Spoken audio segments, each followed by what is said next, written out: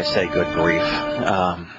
Listening to the commercial in the middle of SRN News. Now, SRN and I don't get along real well. That's Salem Radio Network News. I think they're less credible than any other news source, and that's saying a lot when you have to compare them to Fox and CNN and the like. But they are. But in the middle of their ads or news is when you have maybe the most inane commercials known to humankind.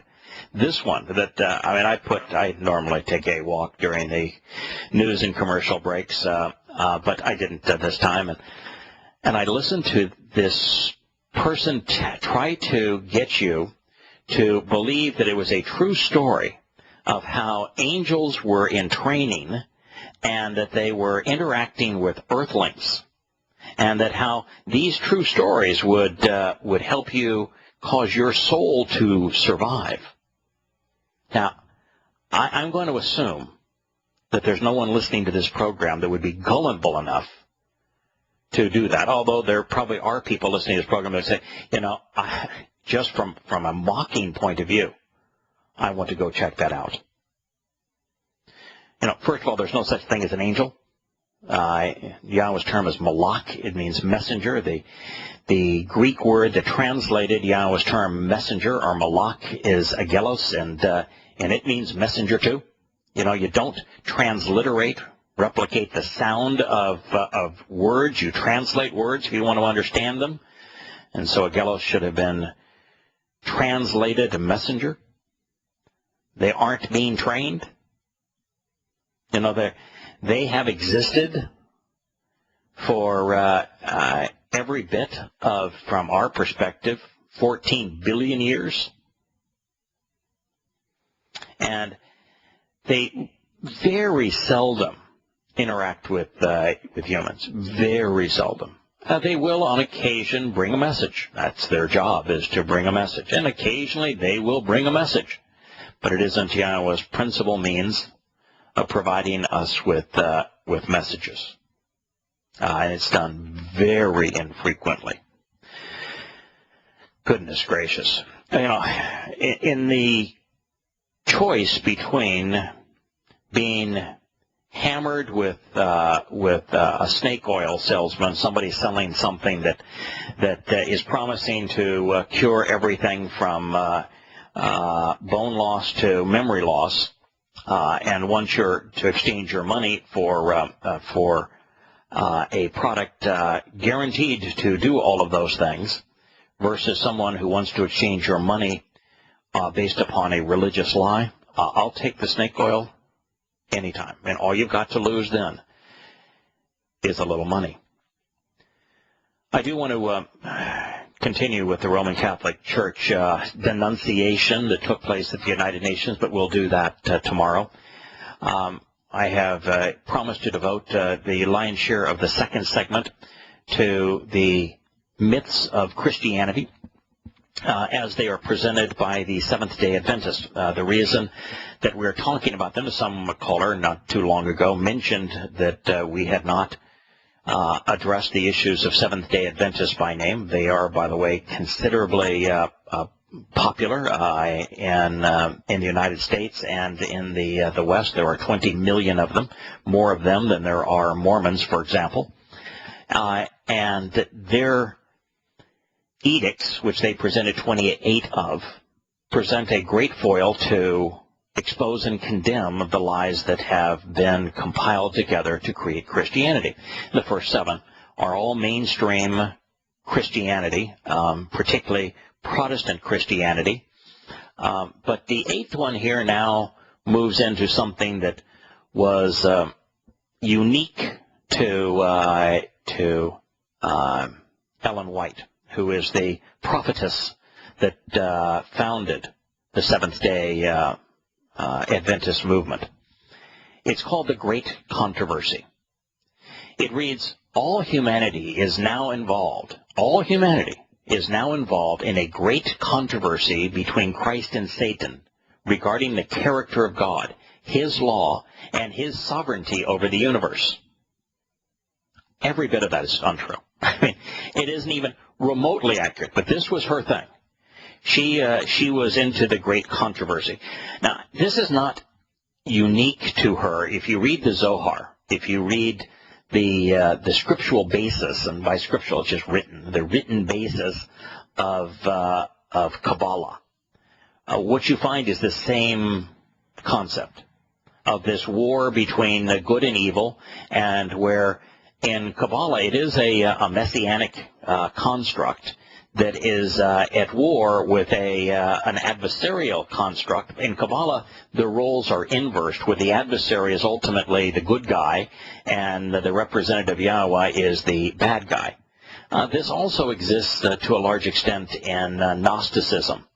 This conflict between good and bad, particularly presented by Plato and some of the Greek philosophers, with the physical realm, the universe that we are in, being essentially evil, and there's a better spiritual realm. And even in all pagan religions, there's just been this cosmic conflict between good and evil. Now, that's not true according to God. As a matter of fact, and I'm going to say something that the first part of this will be offensive to Christians, but it's true. And the second part is just universally true. While there really is no Christ, if we were to name him correctly and call him Yahusha, he's a two-bit player. And Satan, which means adversary, it's a transliteration of the word Satan, or adversary in Hebrew, he's just a bit player. There's very little ink, very little time devoted to presenting Satan or his fallen messengers. He is a messenger, one of the Malak, and he chose to rebel. Now, there's some comments about him, referring to him as a serpent in Bereshith at the beginning of the Torah. There is some reference to him in Yashayah, where he is not only named but associated with the religious and political corruption that Yahowah speaks of as Babylon. Not the country Babylon, but what Babylon represents in terms of religious and political military corruption, malfeasance. There is some reference to him again at the end of Revelation, where it again associates the adversary with Babylon, and that the religious and political and military and economic malfeasance that has grown out of Babylon is finally over. It's fallen. But for the most part, he is just a bit player. Very seldom mentioned, given vastly too much credit in Christianity, and even more credit in Islam. Muslims and Christians constantly accuse Satan of being behind every attack or affront on their religion. Now, Paul, the founder of the Christian religion, actually claims to have been possessed by one of Satan's messengers. That's what he says towards the end of his second letter to the Corinthians. Demon-possessed. Muhammad claimed to be demon-possessed as he first got his initial Quranic revelation. Told his wife he had been demon-possessed, tried to commit suicide. And so those individuals, yeah, they had a big issue with Satan. They knew him personally. That's who Paul met on the road to Damascus. But apart from their influence, he's a bit player. There is this notion that there's a great controversy and all of mankind is involved in this great controversy. It's just nonsense. He is a bit player. Worth noting, but that's about it. And to put him on par with Yahusha, who's a two-bit player, is nonsense. That's it's like comparing the most largest and most powerful thing you can imagine to something that is of very little consequence. They aren't equals. There is no great conflict or controversy here. Are they completely opposed to one another? Yes. But, it's kind of like if you were to look at a 3-year-old with a pea shooter next to trying to deflect a B-52 bomber dropping a hydrogen bomb and saying, yep, they're opposed to one another, but great controversy? Come on. Not even remote. Now, Yahowah, this is what I was saying, it would be a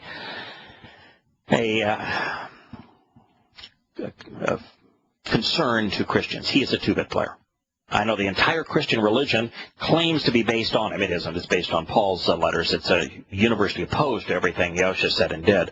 But nonetheless, they take a corrupted form of his title as their name. And yet he's a 2-bit player. See, he's not only set apart from Yahowah, a diminished aspect of Yahowah that has been set apart from Yahowah, and therefore not even remotely the entirety of Yahowah. From a reference, it would be like a fingernail clipping compared to an entire human. Now, beyond that, he is also set apart a second time, because Yahowah not only set apart a small aspect of his spiritual energy, but then he had to diminish that spiritual energy by the square of the speed of light to have it be manifest in the form of a corporeal individual as matter. So it represents an infinitesimal aspect of what Yahowah represents. And so what you've got here is her creating this great controversy between a 2-bit player, someone who is set apart twice from Yahowah, diminished beyond our even ability to fathom, and someone who is powerless compared to him as a kid with a spitwad compared to a hydrogen bomb. So there is just absolutely no validity whatsoever to her great controversy, which was her primary, according to her, prophetic vision. Now, also, there is nothing in this controversy that would reveal the character of God. The character of God is not changed one iota by Satan or by Yahowah, not in the slightest.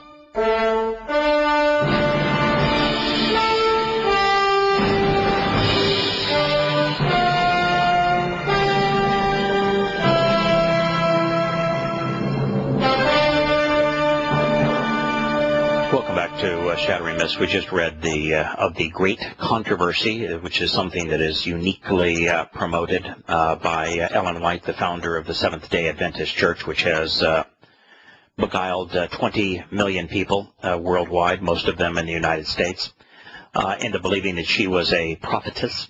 She was a false prophet. One should run from her. This is one of the very few statements that established as an edict that is unique to them. It's only unique to them, though, in the sense that it's unique to Christians. It isn't unique to Rabbinical Judaism, which is where Kabbalah came from. It wasn't. Since the Nazis were Kabbalists, it wasn't unique to them. It wasn't unique to many of the pagan religions born out of Babylon, this eternal conflict between good and evil. It's just been put in Christian terms, and it is false. There is no great controversy between Christ and Satan. Even if you were to recognize the name is wrong, the title is wrong, and it's being used as a name, so that's wrong twice. They're just not even remotely similar in capacity or relationship with God. And there is nothing that transpires between the two of them. And I'm going to tell you that Yahowah spends an infinitesimal amount of his time concerned with Hasatan. He could incarcerate him tomorrow if Yahowah, more correctly, wanted to end the controversy between he and Hasatan. If Hasatan was even a problem from his perspective, he'd incarcerate him and he wouldn't be able to influence anyone. But Yahowah is the one that enabled Hasatan, the adversary, to slither into the garden. He created him. You know, they're not. It's not a situation where God created a mortal foe that, you know, he's in this cosmic clash for control of the universe, as they're saying here. No, Yahowah created Hasatan as a messenger, one of many messengers, his envoys, to do his bidding, to convey his messages. And when Hasatan rebelled, didn't like the fact that an inferior being, humankind, was getting so much attention, he decided to work in opposition to Yahowah. And Yahowah allowed it. And he allowed it for a reason, that without an advocate for death, for destruction, it really doesn't have much appeal. And so no one is going to make an honest decision. There'd be no reason to take the time to get to know who Yahowah is, to understand what he's offering, to engage with him in the covenant, if death and destruction weren't made appealing. And so Hasatan's role is to make religion, politics, and militarism, economic schemes seem appealing, seem desirable. That's his role. Performs it beautifully. And when Yahowah said, you know, that everyone that needs to have made a choice will have made their choice to either, you know, believe the lie or accept the truth, then Hasatan is locked away. Conflict over. But right now it serves Yahowah's interests. Now, God's character is God's character. It's not influenced one iota by Hasatan. His law, it doesn't exist. Yahowah does not have a law. And if he had one, Christianity would be in serious trouble, because it, as a result of Paul's letters, negates every aspect of it. Now, what Yahowah has is his Torah, and his Torah means teaching. It means guidance. God has guidance. Fathers have guidance. Fathers don't have laws. As for Yahowah's sovereignty, it's not at stake, nor is Yahusha's, because he is nothing but the diminished corporeal manifestation of Yahowah. There is no sovereignty here over the universe. and to present a conflict between, use their terms, Christ and Satan over sovereignty of the universe is to degrade God and to elevate the Lord of Christianity astronomically beyond all reason. So I'm here to tell you that this is another one they got wrong. We'll return after the commercial break, and we will speak about the Christian view about the life, the death, and the resurrection of Christ, because that's the basis of the religion, and it too is universally errant. We'll be back in a moment.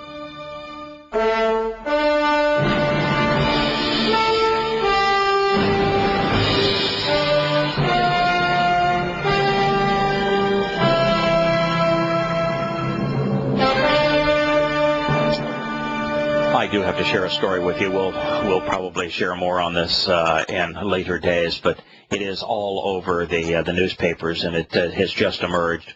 The headline from the New York Times reads, "Suicide bomb instructor accidentally kills Iraqi pupils." The dateline is Baghdad. A group of Sunni militants attending a suicide bombing training class at a camp north of Baghdad were killed on Monday when their commander unwittingly conducted a demonstration with a belt that was packed with explosives. The militants belong to the group known as the Islamic State of Iraq and Syria, which is fighting the Shiite-dominated army of the Iraqi government. And it goes on to talk about the incident. But My goodness. Yes, indeed. Suicide bombing is not one of those things that you can practice. I've always had the joke of the suicide bombing instructor got up in front of the class and tells the class, now pay attention, I'm only going to do this once. But here it actually took place. 21 Iraqi Sunni jihadists were killed in suicide bomber class. All right, as we return to the myths of Christianity, this is point 9 on the hit parade of the Edicts of Seventh-day Adventists.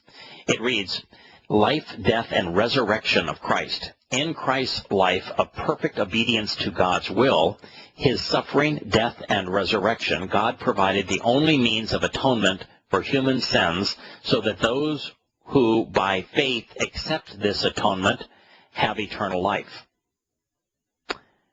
I don't think there's a single statement in there that's accurate. And this is the basis of Christianity. First of all, there was no Christ. No one named Christ lived during this period of time. Not even remotely. There was a Yahusha, but if you don't know Yahusha's name, which means Yahweh saves, you most certainly do not know him. And if you're going to use a title, and this happens to be a corrupted transliteration of the wrong choice of a Greek title for someone representing the Hebrew words of Yahowah, and therefore it bears absolutely no connotation whatsoever to the actual individual. Now, the story here on Christ, so that you know if you're new to this program, is that there isn't a single place on any of the eyewitness accounts that can be found in these Greek codexes dating to within the 1st, 2nd, 3rd, or mid-4th century CE until well after the foundation of Christianity as the official religion of the Roman Empire by Constantine, who was a pagan general.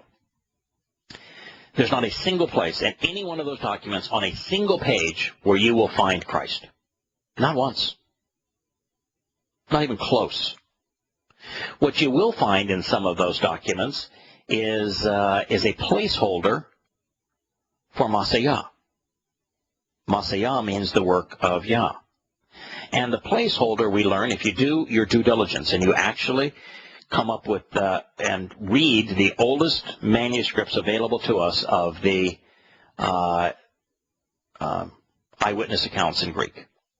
And if you read the histories as composed by the Romans during this period of time, what you'll find unequivocally is that placeholder was based upon the Greek word Christus, not Christos. Christos is the application of drugs in Greek. Christus is a useful implement, a valuable tool that serves the interests of good. And therefore, it's a reasonable translation of Messiah, where Christus is not even remotely. And it's never written out. It's presented 100% of the time, and every 1st, 2nd, 3rd, and all the way through the middle of the 4th century manuscript as a placeholder, telling us that we have to look to the Hebrew Torah, prophets, and Psalms for this title, to know what it is. So there is no Christ. So you're out to lunch immediately upon using that term. If you're using that term, you haven't got a clue who Yahweh is or who Yahusha is. Now, his life was not lived in perfect obedience to God's word. We know that because he claimed to be the living manifestation of the word of Yahweh. And the word of Yahweh is all Hebrew, and there is no word in Hebrew for obedience. Not a single word in Hebrew means obedience. Now, if you read your Torah, prophets, and Psalms in an English translation, you will find obey. But it is a wholesale corruption of Shama, which means to listen. God is interested in us listening to him. He's interested in us observing, which means to closely examine and carefully consider what he has written on our behalf, but he never once asks us to obey. So the living manifestation of the Word of God, the representation of the Word of God, didn't live a life in perfect obedience to God's will. Now, what he did do is he lived his life in complete observation of the Torah. If you do not observe the Torah, excuse me, then you are not a follower of Yahuwah. It's impossible. And if you observe the Torah, you can't be a Christian. So that's the problem of Christianity as it relates to the life of Yahuwah. Not only do they don't know his name, but he, through his statements and deeds, demonstrated that his life was in complete accord with it. He was the living manifestation of the Torah. He was completely and totally Torah observant. And the moment a Christian becomes Torah observant, they cease to be a Christian. And if you're not Torah observant, you can't be a follower of Yahuwah. It's a death blow for Christianity, this lack of understanding as to what the life of Yahuwah represents. The fact that his primary purpose was to enable the benefits of the covenant, which, by the way, is the will of Yahowah. God's very clear about this. His will is for us to embrace the conditions of the covenant so that he can do everything a father wants to do to improve his children's lives. Now, we will be back to this theme in a moment, but Jason, calling in from Toronto, has a related question on the mythical Christian New Testament. Hello, Jason. Hi. Yeah, it was some more of a comment than a question, but okay, yeah, please. Got me all fired up now because good. I've been listening in, but yeah, I just as far as Christianity goes, one thing that jumps out at me is that the early followers, if you will, of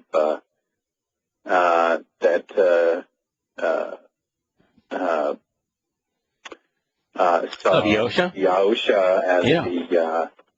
as the Messiah. Yeah, they didn't have a New Testament.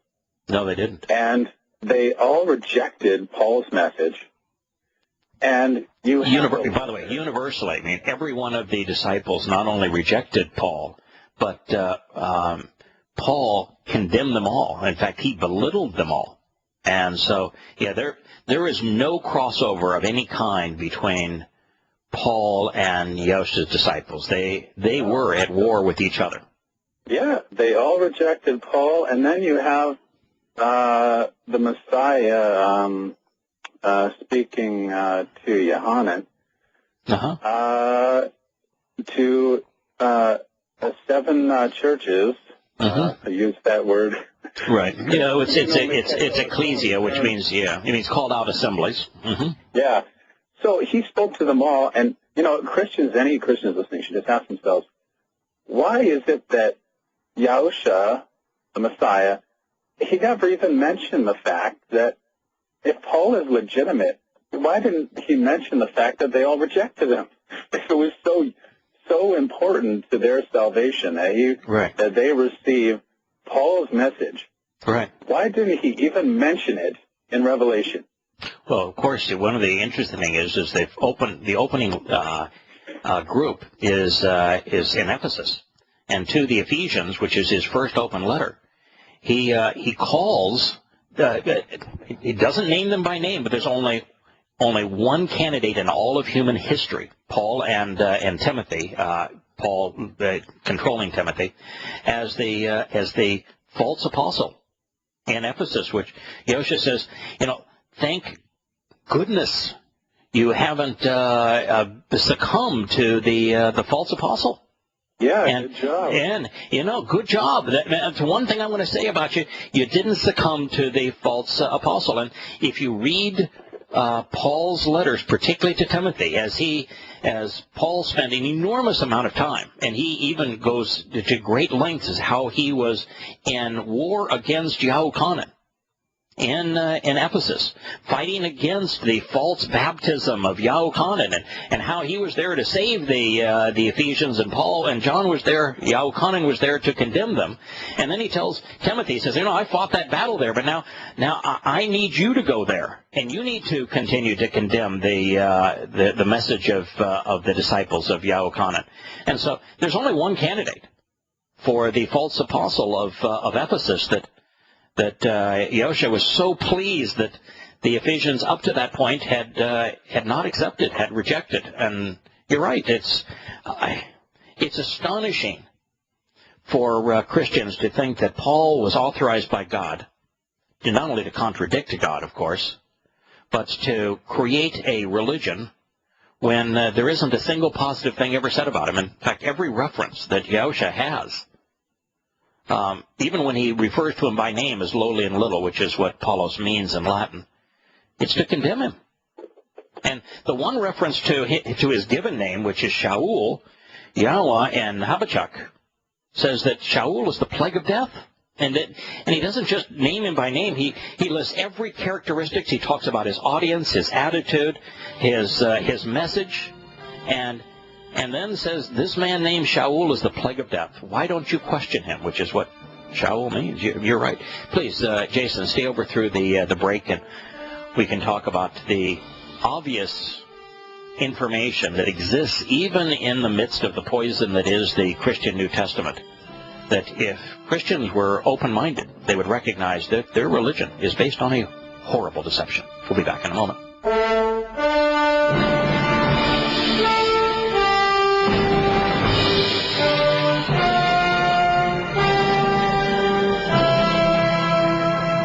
Welcome back to Shattering Myths. We have Jason on the line, also Glenn and Kirk. Jason, we were talking, you brought up the point about how that if Christians were actually to read and think about the information that's contained in their New Testament, they wouldn't be Christians anymore. I mean, one of the great ones, you brought up the issue with the revelation about what took place in Ephesus. But, at the conclusion of Yahowah's Sermon on the Mount, his instruction on the Mount, he specifically talks about a wolf in sheep's clothing that's going to pretend to be one of them, that's going to lead them into Torahlessness, and how devastating that's going to be. Well, there's only one wolf, Benjamite, who pretended to be one of them, who led them away from the Torah. The same fellow as Paul, and yet they have a religion that's based entirely on his letters. It's pretty astonishing, isn't it?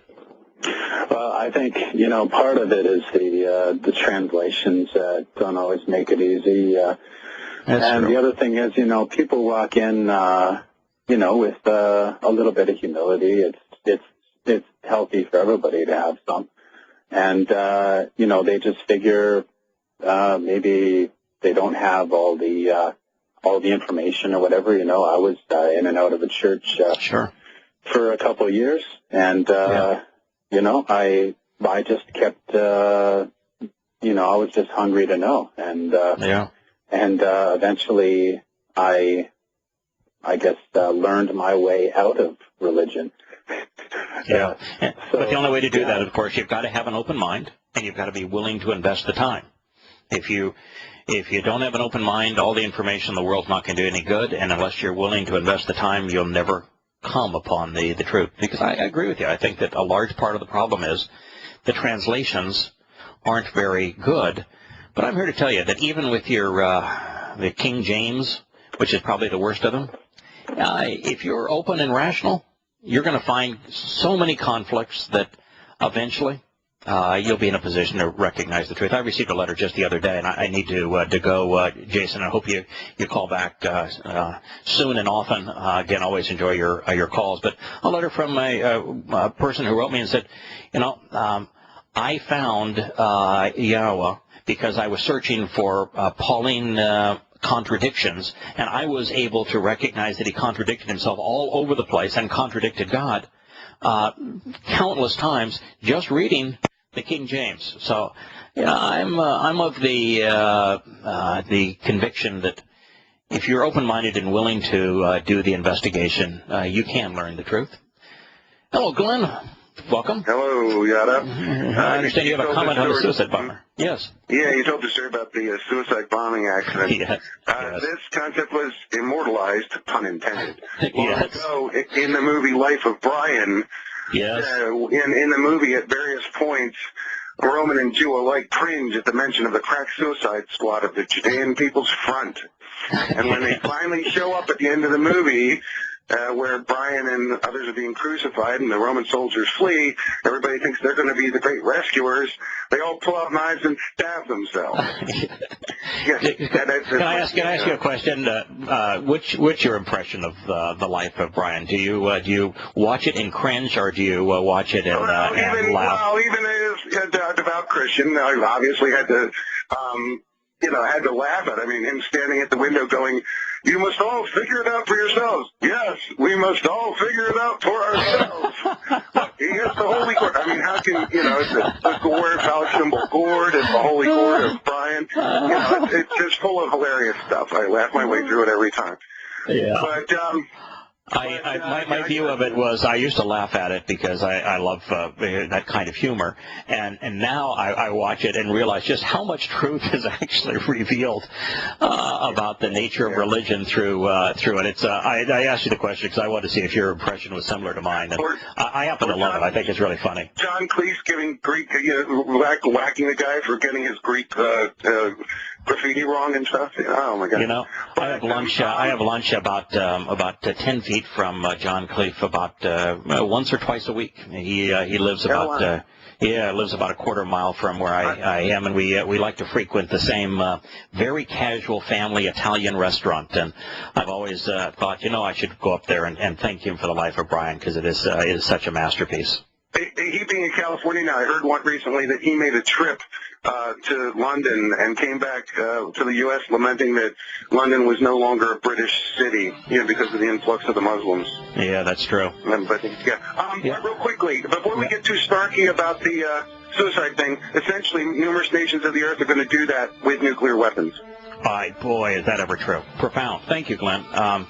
Call in again tomorrow if you I love the contribution. That is precisely true. We are all going to practice suicide bombing with nuclear weapons, and we're end up killing ourselves. Kirk, stay tuned, and we'll be back with you after the break.